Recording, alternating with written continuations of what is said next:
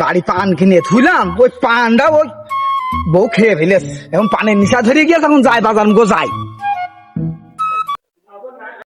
এই ওই সেই চাচা না? ওই যে সে ব্রিটিশ চাচা।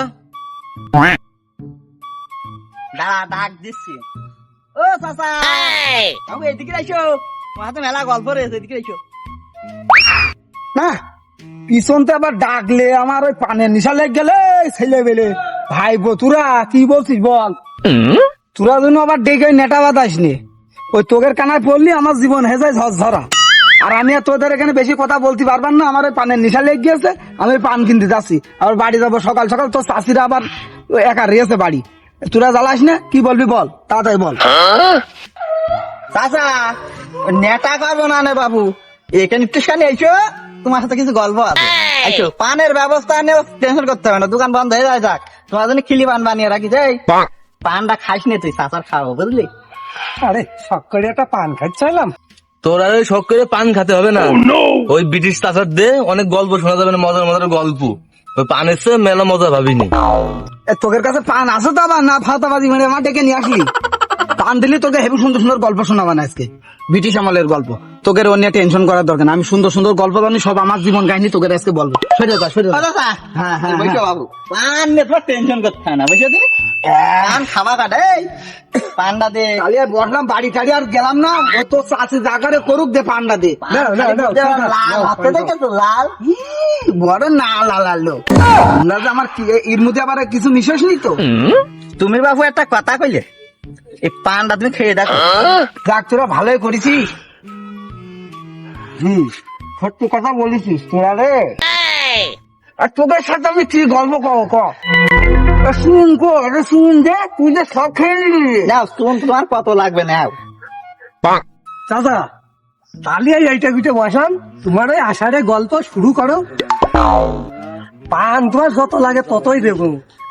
শোন, তোরা তো আবার আমার গল্প বিশ্বাস করতে চাস না, আমি তাই গল্প শুরুই করে দিলাম নাকি। হ্যাঁ, এখন ওই ব্রিটিশ আমলের বুঝেছিস, তখন আমার 12 বছর বয়স। আমার শরীর ছিল কি গাট্টা গুট্টা, আর আমি একভাবে একটাই ছিল, কেউ নেই। তো একদম আমার আব্বা আসে যে তোর ওই 1 বিঘা ধান লাগাই আছে বুঝছিস। আমার শরীর তো সে বাঘের মতো, হাতির মতো, আমি 19 নম্বর 1 টাবলা সেই আমলে। তো ধান লাগাইছে, আব্বা বসে যে ড্রোন টোন লাগবে।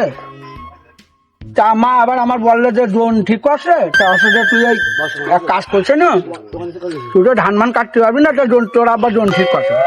তাহলে ড্রোন মান ঠিক করার দরকার নেই, কেটে ঝেড়ে তোর মনে কর যে মাথায় ওই বিশলি বেন্ডে নিয়ে চলে আসলাম। গ্রামের লোক সব তো টাইকে দিয়েছে, আরে সারা বাঘের বাচ্চা, হাতির বাচ্চা, এক একজনের মন তো এক এক রকম। আরে আমি তো মনে কর এখন ওই মনে কর যে ইট ভেঙে মনে কর খেয়ে ফেলে দেওয়া মতো শুন আসে।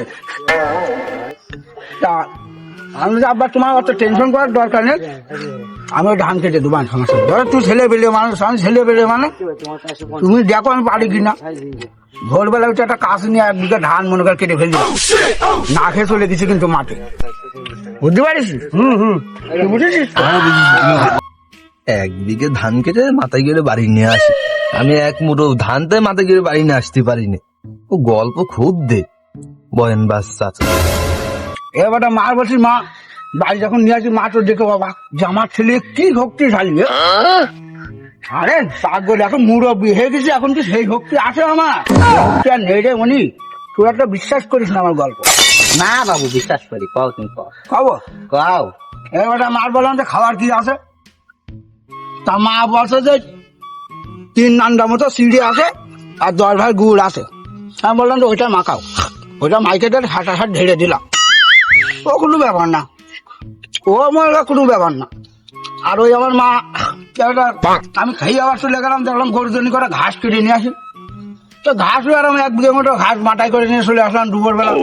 মা আমার তো খুব খিদে লেগেছে, তা আমার বলছে বাপ খাওয়ার তো কিছু না, তুই তো সকালবেলা সব খেয়ে নিয়েছিস। তাহলে খাইছি 10 ভাই গুড় খাইছি, নান্ডা ছিল ওইটা, এত বেশি খাইনি আমি। মা কি করবে, ছেলে তো খিদে জ্বালায় মরছে। মা চলে গেল তখন পাড়ার ভিতরে, যে 10টা মহিলা ভাড়া করলে আমার জন্য রুটি বানাবে। দশটা মহিলা রুটি বানাচ্ছে আর আমি এদিকে খাচ্ছি। রুটি কি হয় নাকি? রুটি আমার পেট ভরে না। ধুর বাপু, কথা কইলে তুমি একটা তিন নান্দা তিরা 10 ভার গুড় কোন খাওয়া সম্ভব? আমার এই চাষি দি, হ্যাঁ চাপাবাজি মারা জায়গা পাবো না, এখনকার যুগে এসব চলে? আমি তো তোদের এখনকার যুগের কথা কইনি, তোদের কইছি ব্রিটিশ আমলের কথা। আমি আমি জানি যে তোরা বিশ্বাস করবি না আমার কথা, এই জন্য আমি কিন্তু এখানে বসতে চাইলাম না। তুমি বাবু একটু চাপা বেশি মারো, বুঝলে?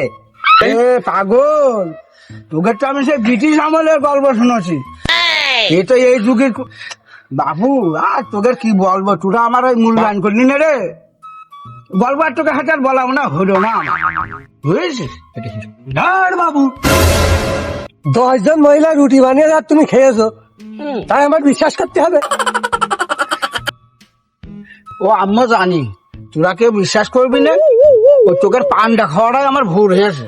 তা তোরা তো গল্পটা শেষ করতে দিলি না। ওই রুটি একাটা কত বড় বড় জানো, এইরকম বড় বড় রুটি, ওই রুটিটা আমার এক কোনা ভরতো না, বুঝেছিস? আরে গুড় গুড় মনে কর রুটি দিয়ে মাখিয়ে মনে কর ওটা তো মনে কর যে তোরা বিশ্বাস করুন আমি জানতাম, কিন্তু কই যে আগে ব্রিটিশ আমলের গল্প, এখনকার এখনকার রুটি একটু কাটু, ও এখন দুটো তিনটে খালি পেট ভরে আছে। এখন মনে কর আমার লাগবে এক এক নানটা নানটা গুড়। আর তোরা খাটি পারিস, তোকে সে দেহ এখন এই দেহ হইলো তোকে রে। তোমার কথা শুনে বাপু আমার ইচ্ছে করছে না, গা আমার ঘেমে যাচ্ছে। তুমি এত বড় বড় রুটি খেয়েছো, হ্যাঁ? চাপা আমাদের তুমি আর জায়গা পাওনি, বুঝলে? তুমি আমাকে সাথে চাপাবাজি করছো। ওই তোরা বাপ থাক, তো আমি- তুই রাখবেন তোমার জন্য। আমি তোকে সাথে গল্প করতে চাইনি, ও শুধু বান্ডা দিইনি, এই জন্য আমি গল্পটা করেছি নাই। তুমি যেও না। করে না